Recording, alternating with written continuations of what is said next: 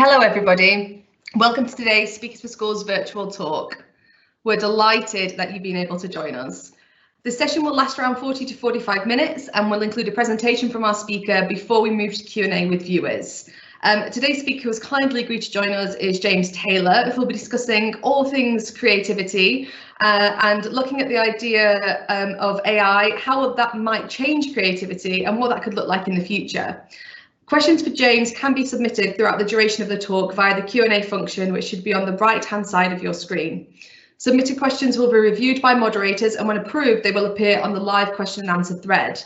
Please be aware, not all submitted questions will appear on the live thread. This is to avoid duplication in questions, but rest assured your questions will have been received by the team. You can also submit questions on Twitter and Instagram using the hashtag SFSVTalk, that's SFSVTalk. So now I'll hand over to James. Well, thank you very much. I appreciate you inviting me to come and do this presentation today. Let me just quickly go onto my slides and I can show you this, and then we'll take it from there. So today I'm going to be talking to you about creativity and artificial intelligence, and this talk is going to last for about 45 minutes or so, and please leave as many questions as possible. I want to answer as many of your questions as possible. So as discussed, my name is James Taylor. So I'm a keynote speaker. I speak on creativity, innovation, and artificial intelligence.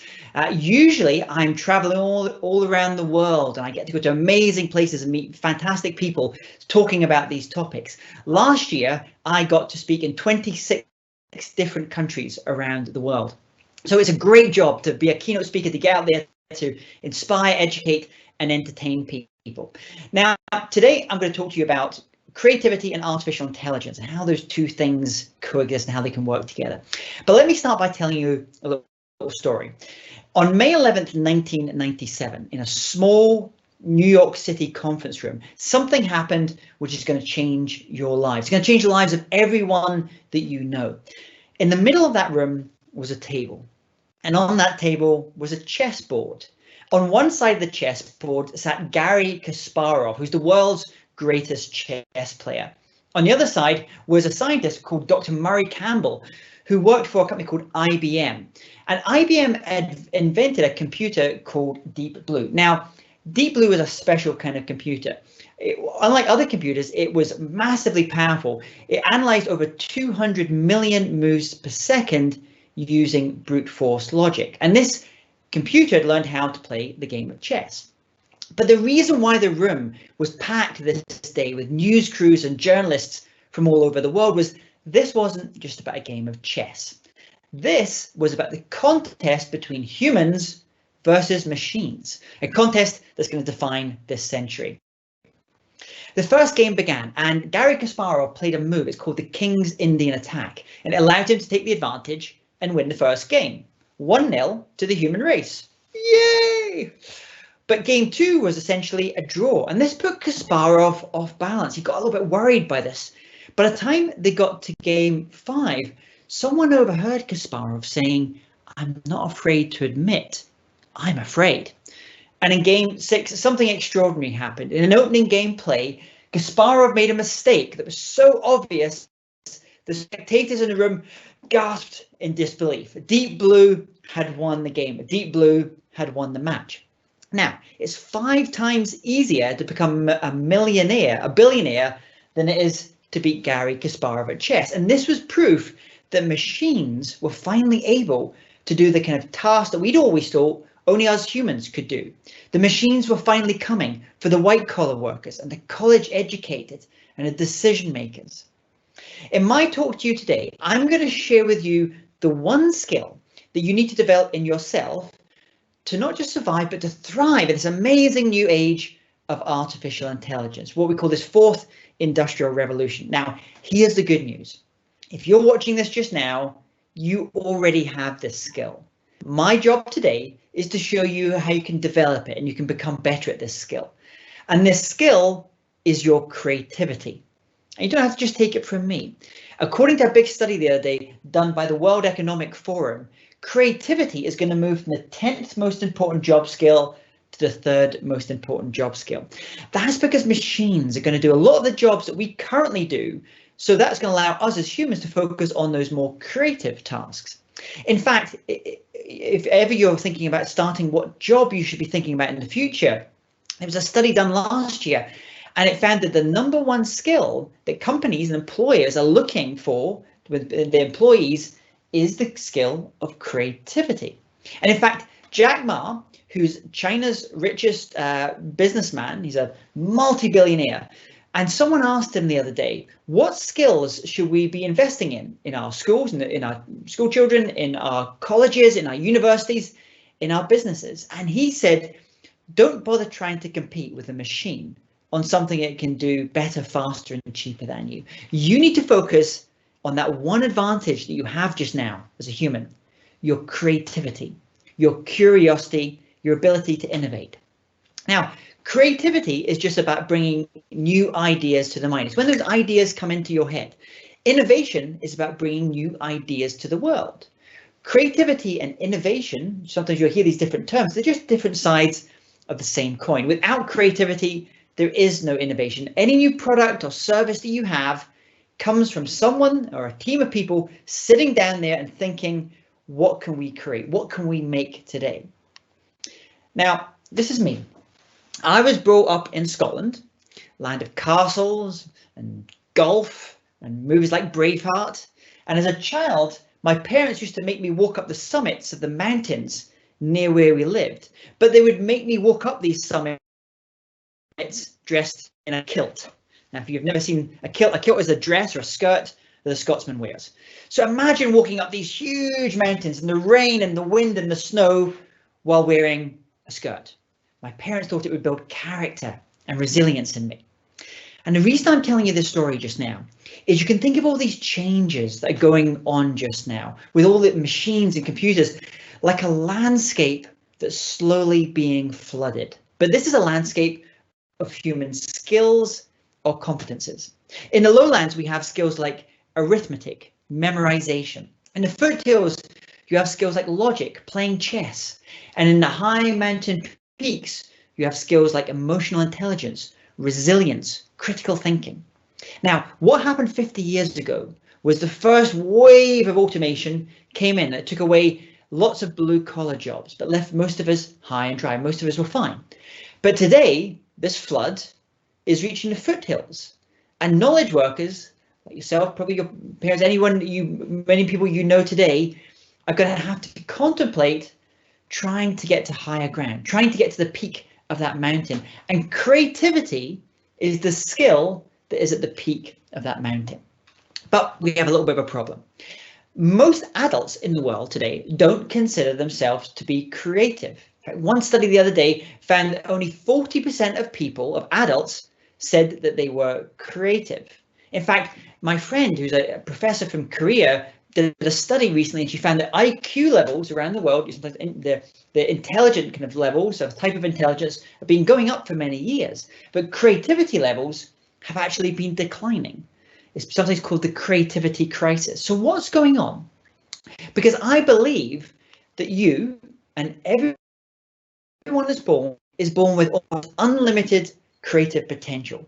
The only proof of this, if you've got a little brother or a sister and you give them, maybe they're about 5 or 6 years old, or you've got a little niece or nephew or cousin, and you give them some crayons when they're about 4 or 5 years old, and you watch as they get completely immersed in creating. They're going to lose all track of time. In fact, have you ever felt that yourself when you're doing something you really, really love and you lose all track of time? And it's called a flow state. And the thing is, as we're all born with this ability to be creative, for ideas to come to us. But sometimes as we get a little bit older, it's kind of knocked out of us a little bit. We're kind of taught maybe we shouldn't be as creative anymore. So I believe that you are creative. And what I'm going to show you just now is how you can really fully develop that creativity that you were born. This is actually something that you have over any of the adults in your life. Many of them don't feel creative anymore, but you still have that creativity, that fire burning within you. Now, after Garry Kasparov was beaten by Deep Blue at that game of chess, he went to a pretty dark place. Imagine what it must feel like to have spent your whole life becoming really good at your job, only for a machine to come along and do it better, faster, and cheaper than you. Now that sensation is going to be felt by hundreds of millions of people around the world as machines take their jobs. But what happened next was interesting. After Kasparov was beaten by Deep Blue, he kind of dusted himself off and he thought, hold on a second. What about instead of thinking of these machines as my competitors, what if I thought of them as my collaborators? And what happened next in the world of chess is what's going to happen in the world of work more generally. You see, in the world of chess, something came about called centaur chess players. Now, a centaur chess player, and if you've ever heard the word centaur, it basically is a centaur is an ancient mythological creature. It comes from ancient Greek mythology. It's kind of half human, half beast, half human, half horse, for example, half bull. But if you want a modern equivalent for this, if you've ever watched the movie Iron Man, and in that movie, there's a character in that movie called Tony Stark. He's played by Robert Downey Jr. And Tony Stark has an AI assistant called Jarvis. And together, Tony Stark and Jarvis, the AI, they create and they make and they build these amazing things together. And in the world of chess, centaur chess players exist. Now, a centaur chess player is just a human chess player working alongside an artificial intelligence. And here's the thing. That centaur chess player, that human working alongside an AI, will beat any human chess player any day of the week. But it will also beat an artificial intelligence or machine that's working on its own. That's because centaurs combine our ability to be creative, to ask questions, to be curious, with a machine's ability to crunch lots and lots of data. And what we're starting to see now is an era of human versus machine competition ending, and an entirely exciting new one opening up based upon human plus machine collaboration, and they're called centaurs. And where we apply the centaur mindset, this idea of human plus machines working together to do any type of creative or innovative work, we call this super creativity. So this is about how you can augment the ability, the thing that you were born with, your creativity, with technologies like artificial intelligence and machine learning and robotics. Let me give you a couple of examples. My wife is a lawyer. She works as a solicitor. Maybe some of your parents who works lawyers or are solicitors. Now, if you ask any people that are lawyers or solicitors, you'll find that sometimes that their job is actually not that interesting. In fact, it's kind of pretty boring. In fact, if you ask lots of adults, what is your job like? Some of them, if they're honest with you, they're going to say, actually, I have to do a lot of really, really boring jobs, tasks in what I do. Now, in the world of the law, something very interesting happened. And today we're seeing the rise of what we call super creative lawyers. Let me show you how this works. The other day, there was a contest, a game between an artificial intelligence, a machine that had learned how the law works and how all different contracts and things like that work. And they put this machine against some of the best lawyers, some of the best law schools in America. And what they did is they gave them a series of contracts, and they said, okay, machine, you try and look at these contracts and tell me all the problems, tell me all the errors in that. And we're going to give those same contracts to some human lawyers, and you're going to tell me what you spot and what the problems you spot. Now, what was interesting is the AI, the machine, looked at all of these bits of paper, and it saw all the problems and all the errors and all the, what we call the risk factors, with a 94% accuracy rate. The humans only managed to get an 85% accuracy rate. So the machine actually beat the humans when it came to spotting all the errors and the mistakes. But look at the productivity, how quickly the machine did this. It took the human lawyer on average 92 minutes to sit there and going through all these different boring contracts. It took the AI just 26 seconds. 26 seconds to go through all of these difficult agreements. But what happened next is really interesting. This gentleman's name is Robert. His name is Robert Huang. Robert went, after he left school, he went and trained and he studied computer science because he loved computers. He was fascinated by computers. But after he did a computer science degree, he then went and said, actually, I'm also interested in the law. And this is a fun, interesting thing. Sometimes the people that innovate and do the most creative stuff learn one subject and then they take some of those things and they learn another thing, and then they combine them and put them together just now. So anything that you're learning just now at school, don't think any of it is wasted. There will be things that you'll be able to use in ways you can't possibly imagine yet. So let's get back to Robert. So Robert went and worked for a law firm. And like a lot of lawyers, he found how boring doing a lot of contracts and reviewing all these bits of paper and these dusty documents. So what he would do is during the day, he would do his work as a lawyer. And at night, he would go home and he would sit up late at night and he would sit on a computer and he would program an artificial intelligence, essentially something that could almost like think in itself, think like a human being. And he programmed the AI how to do all the work he'd been doing during the day. And by the end of the first year of his work, he'd essentially replaced himself. He taught the machine everything that he knew, and the machine was able to do all these tasks. But then what he went and did is he went and started a new type of law firm, a new type of legal company. And it's called Robot, and Juan. And there are 3 partners in this firm, 3 people and 3 individuals, I guess, in this firm. But Robert is the only human lawyer. The other 2 lawyers are machines. One is called Apollo, and Apollo is a machine that specializes in the buying and selling of companies. And then Daria is another machine, and Daria, she specializes in what we call intellectual property. And together, Robert the human and the 2 machines are very effective, and they could spot all the errors and they could really help people in improving what they did. So it's human plus machine working together. Maybe you're interested in design. Maybe you love creating things, you love making things. You know, as humans, we're creators, we're makers of things, of products and services, companies and countries. It always used to be the case, however, that an idea had to start with us. We had to go and sit there on a chalkboard or whiteboard and put our ideas or write there and sketch. But today, we can use something called generative design to have an AI create some of these things. So let's say I want to make a chair. I want to design a chair. All I can do is I can just tell the artificial intelligence computer, I want a chair to weigh this much, to be made from these materials, to support this much weight. The machine, the AI, will then create thousands of different designs based upon all the criteria that you've selected. Then the human team come in, the human designers review all these designs, and they say, that's the one, let's go and create that, let's try that one. And it can look pretty wacky because it's been a human and a machine creating this on their own. If you've ever been on a big plane, like an Airbus, one of these huge big planes, and if you look above you, at the compartments above your head, the way you put your luggage in, is to use the same thing. So an AI and a human team have created these together using generative design. And the things that have been created are stronger, they're more lightweight, and they're more durable than anything that either a human or a machine could have created on their own. Super creativity at work, human plus machines working together.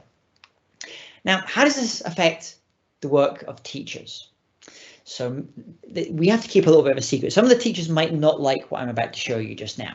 So what we're seeing now is the rise of almost super creative teachers. See, one of the challenges that any teacher has is when they're in a classroom and working with you and teaching you, inspiring you, sometimes it's hard for them to make sure that they're giving the right attention to anyone maybe that's struggling with some of that work, or just helping get the most from everyone in the classroom. And if you go to China now, what some of the teachers in China do is they actually have a little computer, a little camera at the back of the room. And what that does is it can identify who has their hand raised, who has their hand down, who's sleeping, who's falling asleep in the class, who's really excited, who's happy, who's smiling, who's sad. And then all of that information using artificial intelligence can then get sent to the head teacher, and the head teacher can then see, Johnny is falling behind, or Sue, maybe she needs more homework to really kind of help her, or let's see how we can inspire some of these students. Or maybe what we need to do is we need to maybe help that teacher become more interactive in their classroom. And so we're starting to see human plus machines working together. So many of the teachers that teach you are going to probably over time start working with some of these technologies to make them better teachers, so they create you more exciting and more interactive classrooms. We also see this if you go into shops. Now, when shops start to open back up again, we start to go back into stores, you're even going to start to see superhuman salespeople. There's something now called, these are Apple glasses. So if you've got an iPhone, an Apple phone, we've got, these are the glasses that Apple are going to be making and bringing out into the market. And if I work in a store, let's say if I work in a store selling cars, and I'm sitting in that store, I can put these glasses on. They just look like regular glasses. But what they're able to do is people come into the store, I can suddenly see, it recognizes who the people are that are coming into the store. And it says, that person there has bought a car from us before. Or that person over there has spent a lot of time on our website recently looking at this particular car. So maybe I should be going and speaking to them first. And this is this idea of humans and machines working together and being able to spot things. And you also start to see this in people like engineers. So when they go into a factory, or if they go into a building and they're looking and they can actually see almost behind the walls, and they can see where all the cables and all the electricals are sitting as well. It's like almost making superhuman engineers. So this is an example of this here, when you put these glasses on and you can see kind of behind the walls, and it can tell me, okay, this thing here, this needs some work, or this one here is fine, it's working well. Or even you can actually be wearing these when you're out and about in the street, and you can see how things are working, how the traffic light systems are working, and you can improve the flow of the traffic, for example. And it's not just in the work we do in our brains and our heads that you're seeing this idea of humans plus machines working together.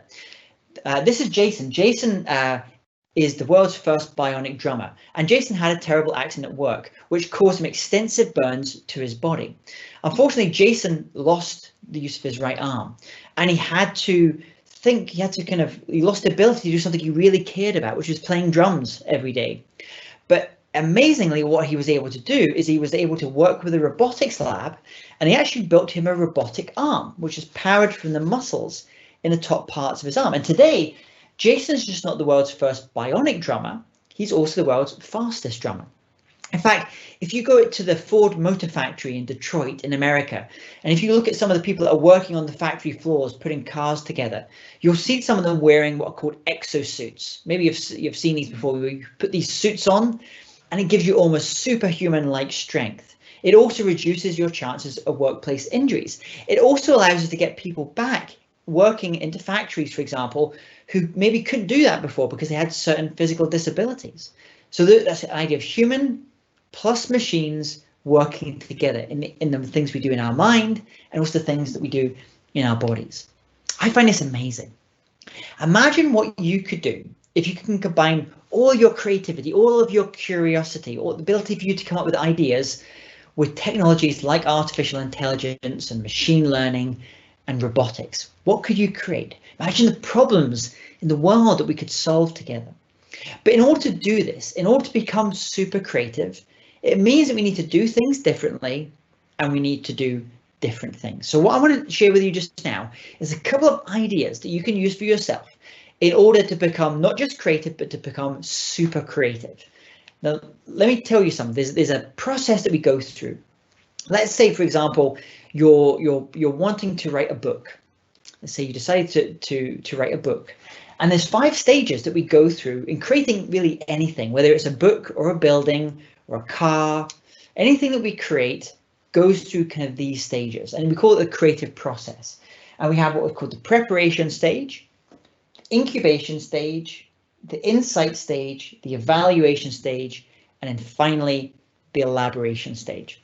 So the first stage is what we call the preparation stage. Let's say you've decided to write a book. You want to become the next J.K. Rowling.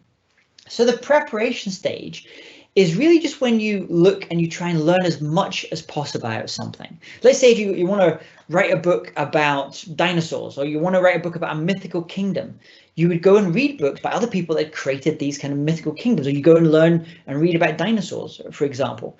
And at this stage of the creative process, you're just taking ideas in, you're looking and finding lots of inspiration from all different kinds of places. Now, something that's very useful to do, if you want to kind of warm up your creative mind or muscle in the morning, something that you can do is called morning pages. And morning pages is very good. It's like if you know anyone that runs marathons, or if maybe you've run a race, sometimes you'll do your warming up exercises before you go and run a marathon or run a race. And so in the same way, you can warm up that creative mind that you have, that creative muscle. And something we can use for this is what we call morning page. And it's very simple. All you need is a journal, or it's also a notebook. And what I'd like you to try experiment with this is every morning when you get up, sit down and just write maybe 3 pages, stream of consciousness thoughts. No one is ever going to see these pages. They're just for you. It's like a private diary for yourself, but it's a journal. And I want you to kind of use this time just to kind of get your ideas out of your head, out of your mind, into some physical form. Now, the thing is, this stage isn't about necessarily generating ideas, but it's about getting you to take ideas, thoughts and random thoughts in your head and try and put them into some physical form. And it's about warming up that creative mind, that creative muscle each day. You'll find lots of authors will do this all the time. Lots of very creative people will have some type of practice they do in the morning or just writing things down. No one's ever going to see these pages. They're just for you. It's almost like a little diary. In fact, the next stage of the creative process is what we call the incubation stage. So let's say you're writing your book about some mythical kingdom. The next thing you would do is, you've been doing all your research about it, and you've been researching dinosaurs and mythical kingdoms, reading other books and getting ideas. The next stage is what we call incubation. And this is where, rather than immediately start writing and writing your book, you just put things to the back of your mind. What we call incubate those ideas. And sometimes that could just mean just for a few days or a few weeks, just kind of forgetting about it and just don't think about it and just put it to the back of your mind. Now, what happens is your brain is continuing to work and it's continuing to kind of think about it, even though you don't know it. And in fact, something you can do to increase your levels of creativity is understand how colors affect our creativity. So, for example, there was a study done by the University of Berlin, and they found the best color to have around you if you're doing work which requires high attention to detail. Let's say if you're doing that maths exam, or you're filling in some complicated thing, or you're really something that needs a lot of detail. The best color to have around you is the color red, because it activates that part of the brain that has to do with detail.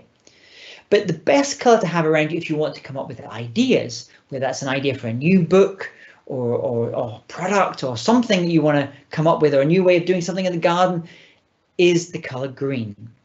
It's one of the reasons that we often get our best ideas when we're out in nature, when that color green is all around you. Now, at the moment, many of us, like myself, we're in lockdown. We can't go out. We can't go and walk in a park, unfortunately, just now. So what you should try and do is, in your space, maybe in your bedroom or at home, do you have that color green around you? Do you have maybe some plants, just little plants that are activating that green, that part of your brain? The next stage of the creative process is what we call the insight stage. So what you've been doing is you've been preparing, you've been incubating, you've kind of put it to the back of your mind, you're kind of not thinking about it, and suddenly, out of nowhere almost, ideas start coming to you. Now, I don't know how many of you come up with your best ideas in the morning. Maybe when you're just kind of like waking up, an idea comes to you and you think, oh, I'd like to do this, or maybe I should do this.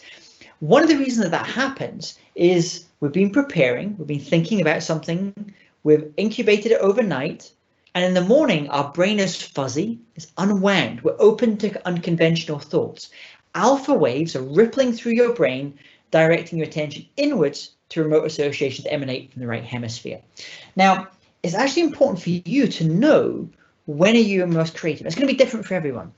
So maybe, in fact, ask yourself this just now. What time of day do ideas come easiest to you? Or do you find it easiest to create things? Or do you like all your ideas just seem to come at once? Some people, it's the morning, maybe before you go to school. Some people, it's maybe later in the morning. Some people, it's in the afternoons, after lunch. Other people, suddenly the ideas come to them in the evenings, or sometimes just before they go to bed at night. Suddenly have these ideas.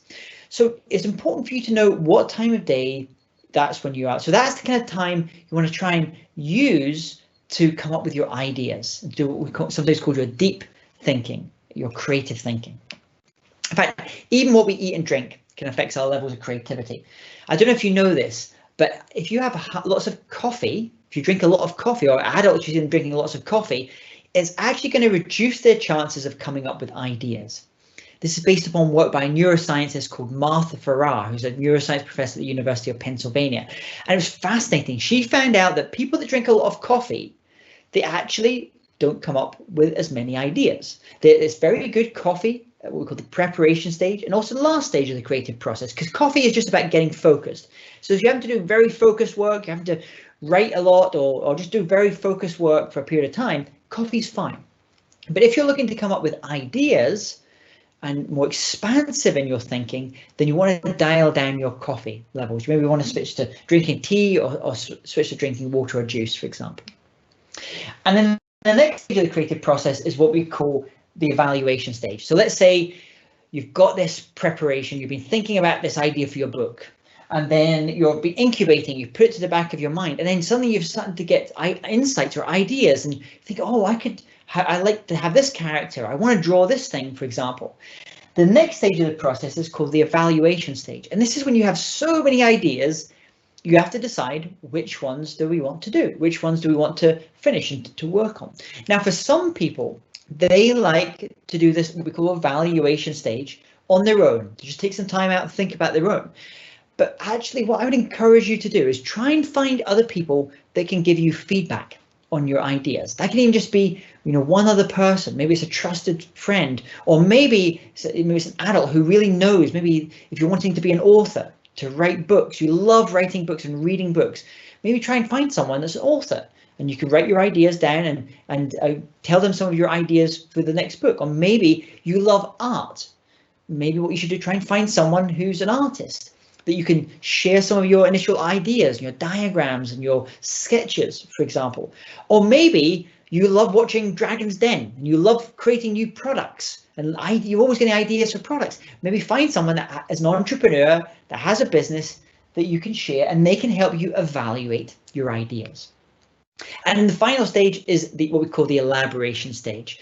And this is the stage that you've come up with your ideas, the ideas you're going to work on, and then this is when you're doing the work and you're creating your the first version of your product, for example, or the first draft of your book, or the first sketches of that painting that you want to paint.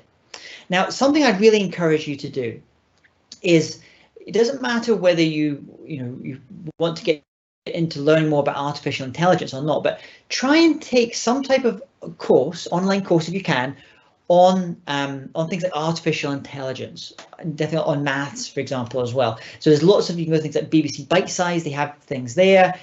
Google, companies like Google or FutureLearn, which is owned by the Open University in the UK, they have lots of really good courses on things like artificial intelligence and robotics and machine learning. Now, the thing is, you're not necessarily expected to be an expert in these things, but what they will, regardless of whatever you're going to do, they will influence and impact upon the work you do. So if you want to be an architect, you're going to start finding things like artificial intelligence are going to be affecting the word that. Or let's say you maybe want to join the Navy, become a pilot, for example.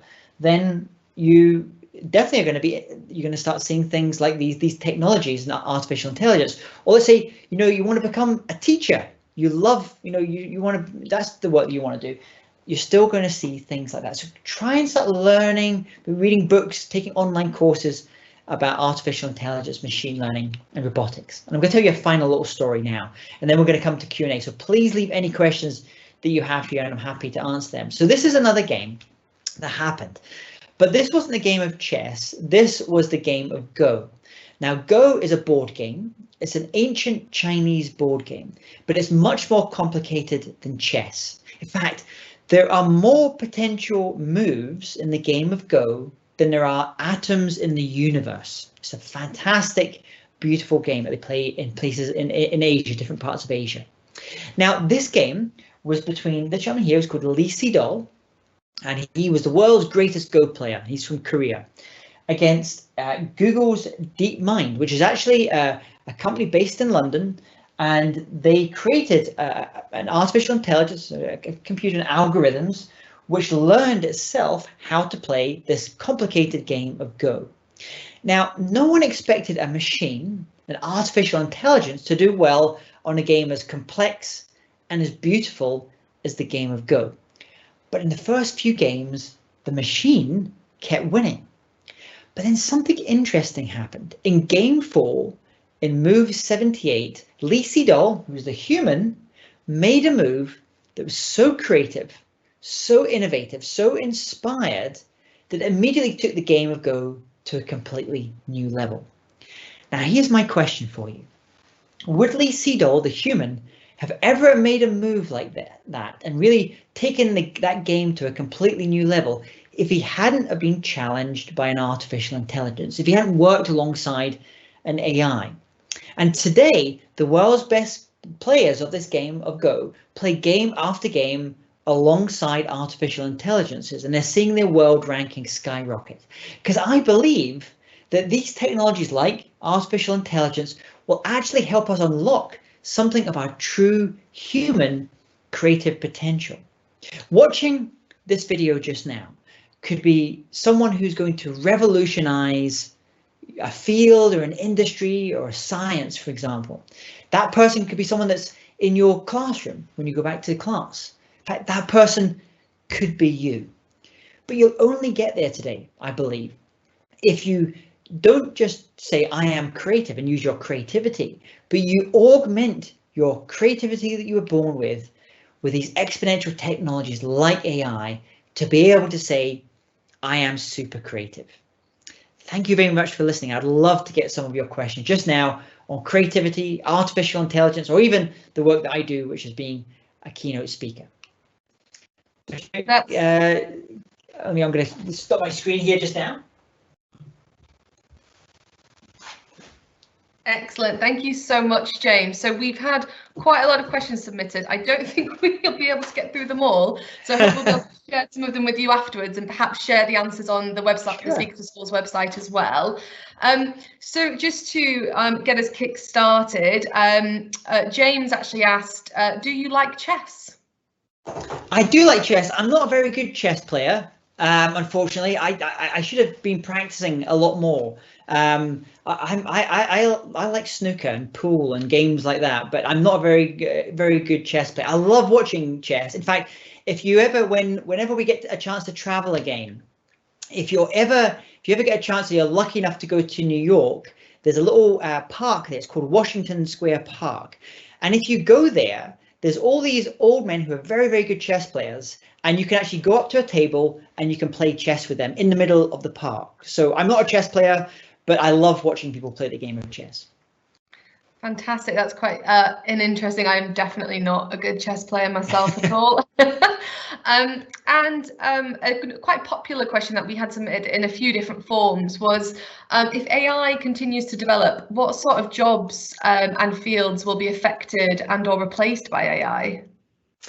So the way I think about artificial intelligence, it's going to affect everything. It's almost a little bit like electricity. You know, before there was electricity, we would light candles and that's how we got light. But after electricity came in, it affected everything, every industry, every job that you did had some effect because it was being electrified and there was electrification going on. Can you imagine what it was like before the time of electricity? What that must have been like. Now, if you're watching this just now, you're living at a very interesting time because you'll have lived at a time before artificial intelligence was really a thing that many of us kind of thought about and used, and you are the first really generation that will be going into the world of work where artificial intelligence will just be you're a digital native as part of what you do. Now, in terms of the types of jobs, different jobs will be affected in different ways. So, for example, if someone does a job, if a job involves doing anything routine or definitely maybe analytical, then those jobs are going to disappear first. So if it's something that a machine can do, if something can be replicated, something a human does multiple times a day, it's the same process, then a machine's going to do that. But where you'll find the real possibilities, I mean, let me give you an example, is a nurse. Now think about a nurse, the work that a nurse has to do.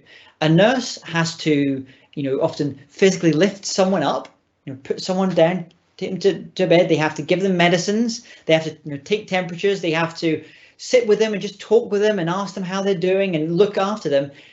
A machine can never do that because it involves doing lots of different things. So I would suggest if you want to ensure that whenever you leave school, you go into a job which involves is definitely future ready, I would definitely try and find jobs that involve any type of creativity, and try and involve jobs that which are involve you doing lots of different things, so they're kind of complex. You couldn't see a machine necessarily doing those as well.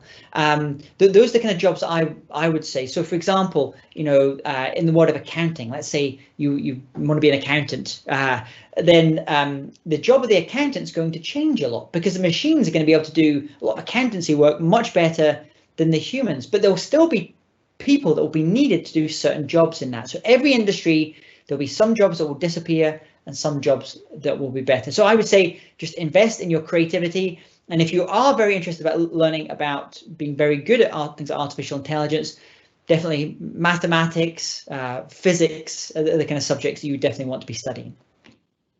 Fantastic. And Jolene asks, who or what inspires you? Who or what inspires? That's a good question.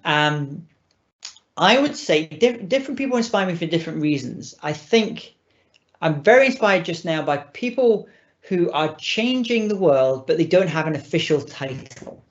So let me give you an example. In history, people like Gandhi, he was never the leader of a country, for example. He wasn't he wasn't a politician, but he changed an entire country. If you think just now, Greta Thunberg's not a politician. She doesn't hold any official title, but she's changing the world. So the people that inspire me the most are people who just be the change that they want to see in the world. Someone like Greta, she is being the change, and she's making myself and lots of other adults really rethink about how we live our lives. So people like Greta, I find very inspiring. In history, people like Gandhi, I find very, very inspiring as well. Fantastic. And another question, how do you know if you are creative? Well, here's a good thing. You are creative. That's given. If you're living and breathing just now and you're human, then you are creative. But sometimes it's been knocked out of you. So when we talk about creativity, we sometimes talk about these two types of creativity: big C creativity and small c creativity. So big C creativity are those people that we often see maybe in the media. They're doing work which is new, novel, and useful, and it changes a domain or the field or an industry, for example, just now. So there used to be a wonderful architect called Zaha Hadid, who just passed away a few years ago, and she designed these very beautiful flowing buildings. If you go to London, some of her buildings are there. So she was what we call big C creative. Now, I've got a cat. My cat is called Parker. Now, Parker is always coming up with new, novel, and maybe useful ways of killing mice, sometimes bringing them into our house, but he's unlikely to change the pest control industry anytime soon. So he's what's called small c creative. But we all operate somewhere on this continuum. You are creative if you're doing this, and it's really about how you develop that creativity. It's like learning a language. It's something you can become better at, you can become more skilled at. Fantastic. And how has your creativity developed over the course of your career, James? One of the things that I discovered very early is I always thought that creativity had to be something that was entirely new, that had never been thought about or discovered before. It had to be brand new out of nowhere. But actually, if you go to different places in the world, if you go to Asia, for example, that's not how creativity is thought. In fact, another way of thinking about creativity is taking two things and combining them in a new and interesting way. So, for example, I've got a phone here, it's an iPhone. This iPhone, if you think about it, you have the transistor was invented in New Jersey. I think the phone was invented in Illinois. The World Wide Web that we have, the internet, that was invented in Switzerland and CERN. Venture capital funding, the thing that created all the money in order to make these things, that was invented in Silicon Valley in California. But you put all these different ideas together and you come up with something new and novel and useful, and changes the world. So think about that. So sometimes your ideas don't have to be things that just come out of nowhere. They can, if you have one thing there and think, oh, I wonder what that would be like if I combined it with that. What would mustard ice cream be like? So you can come up with lots of different interests. So you can also think about this when it comes to people. So you might have ideas, but I think when the real fun starts is when you can work with other people, when you can spend time with other people, and you can get some of their ideas, you can take some of your ideas and you remix them, you smush them up together, and you create something entirely new. And in fact, sometimes you can even then get a machine in to come in, an AI, and you could all three of you could collaborate, you, your friend, and the machine, and you could definitely going to create something maybe hasn't been invented yet. Fantastic. And this is a question that's been submitted quite a few dozen times in different guises and forms. Could AI or robots possibly go rogue? Yeah, so when we talk about things like artificial intelligence, if you've ever watched a movie like Terminator, for example, you'll see movies where the machines suddenly go rogue on us. Now, often that's what we call general artificial intelligence or general AI. That's when a machine can really fully do everything. It decides actually, it's got its own goals with the exception of you. Most of the time, though, we're pretty way off from that. Different people have different expectations of when that could happen. It could be 30 years, it could be 50 years, it could be 100 years before we get there. Maybe in your lifetime that we will get to that stage where machines are fully, we call general intelligence. What we have most of the time are what we call narrow artificial intelligence. So let's say, for example, if you have Alexa at home, and you have Alexa and that little box there that sits there and you can ask things to it, what's the weather going to be like tomorrow? That's called narrow AI. Because if you said to Alexa, okay, Alexa, please make me a cup of tea, Alexa's not going to be very good at that. So we're a little bit way off. So I don't worry too much about that. I worry probably more about how are people going to reskill themselves and how are governments going to help people have the jobs and have salaries to be able to do things. I think that's actually the bigger worry just now, and I don't worry too much about technology causing us harm, certainly in the near future. Fantastic. And we probably have time for two more questions now. One question is linked to your kind of career and job as a keynote speaker, James, and that is, where's your kind of most favorite place to give a speech? Oh, that's hard. I mean, I think last year I spoke in, I think it was 26 countries last year. I loved Colombia, Bogota, because the food is really good and it's a really interesting kind of place. In fact, I went to a restaurant and they had this amazing dish. It was you hold your hands out and they wash your hands first, and then they pour warm chocolate onto your hands. Then you have to lick the chocolate off with your hand. It's a great way of having chocolate. I don't necessarily advise it at home, but it's pretty messy, but it was really good. So Bogota, Colombia is really nice. I also like places like Abu Dhabi, which is in the United Arab Emirates, which has got a completely different kind of feel to it.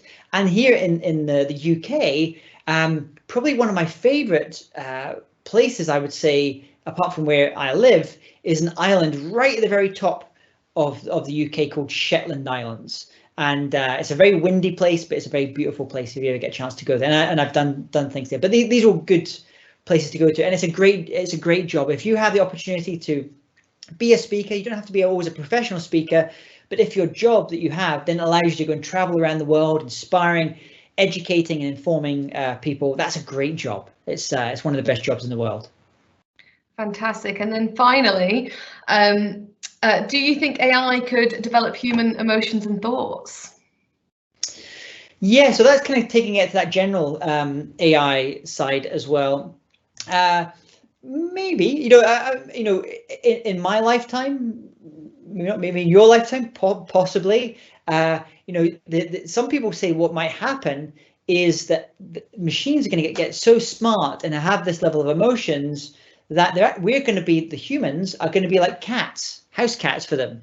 So they'll kind of keep us humans around because we're kind of nice to pet, and they find us kind of funny, and we do funny things and things like that.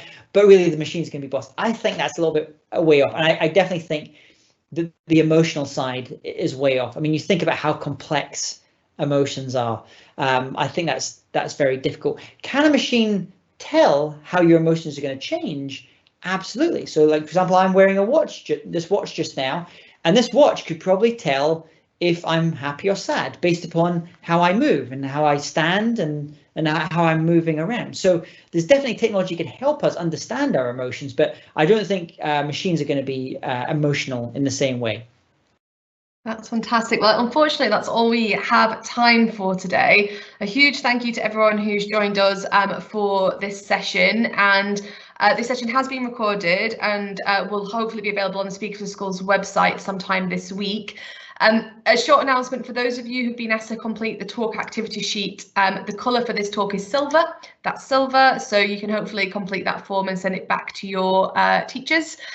James, thank you so much for joining us. It was a really interesting session and we had hundreds and hundreds of questions submitted, over 400, just to give you an idea. Wow, there you go. So sorry we haven't been able to get to all questions, but we will hopefully answer another group of those on the Speakers for Schools website next week, and we'll be sure to share those links with your teachers.